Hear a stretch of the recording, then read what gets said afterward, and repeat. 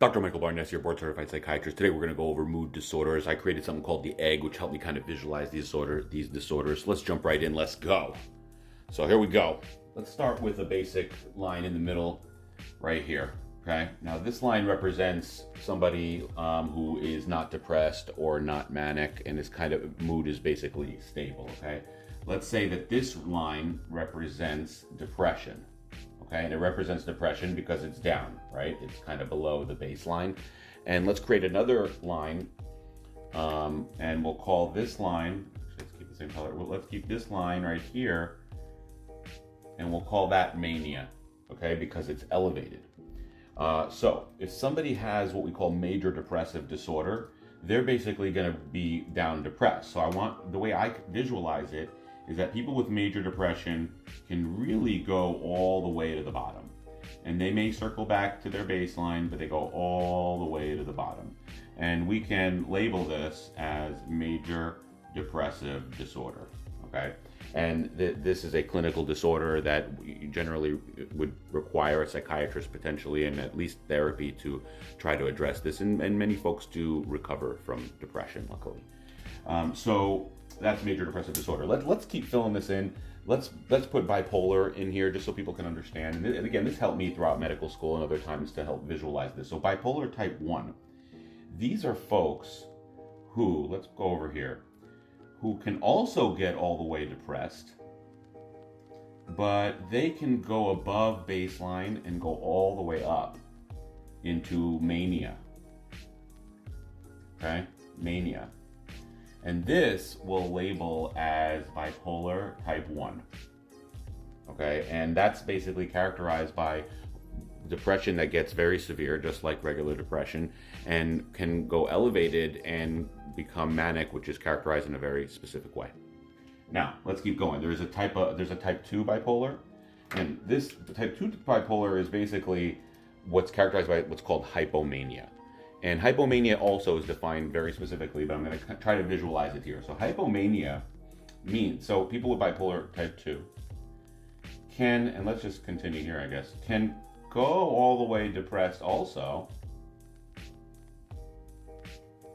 but they don't go all the way full manic.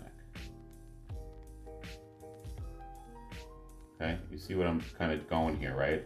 And if we create another line, we can even try to create a mirror image of it here.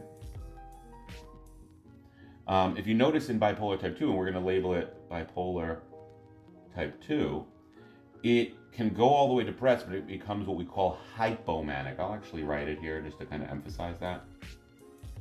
Hypomanic, and that's what characterizes bipolar type 2. And these are folks that can, be oddly productive potentially, but folks around them will see that it's a change from baseline and usually not rooted in something that's good. And usually also when people do become manic or hypomanic, it can often lead to a depression afterwards. So let's keep going with mood disorders here. There is something called cyclothymia, for example. So what is cyclothymia? Maybe I should get another. Let's use this color. Actually, let me get another color here. Hold on. Sorry. Now, for cyclothymia, it's going to look like this. You can get depressed, and I'm running out of space here. Let's do it over here. You can get depressed, but you actually don't go all the way to the bottom. You stop here. And you can also get manic, but you don't go all the way manic. You become hypomanic, similar to bipolar 2. Okay, and if I was going to continue this, you see where this would go. It kind of stays in this midline, and that's called cyclothymia or cyclothymic disorder. One other one that we're going to add here, and let's even get another color to make this really stand out. I'm going to use another color here, and this is basically for what we call dysthymia. And dysthymia in DSM-5, they changed the name of it to persistent depressive disorder, I think to characterize the chronic nature of the disorder, but it's also called dysthymia. And dysthymia are folks that get depressed, but not fully depressed. So they stay in here, okay? But longitudinally, real longitudinally, okay?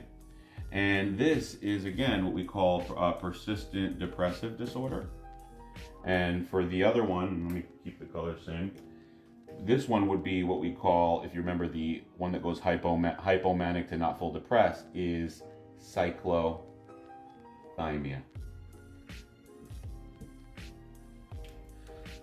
I hope I didn't confuse everybody. Hit me up.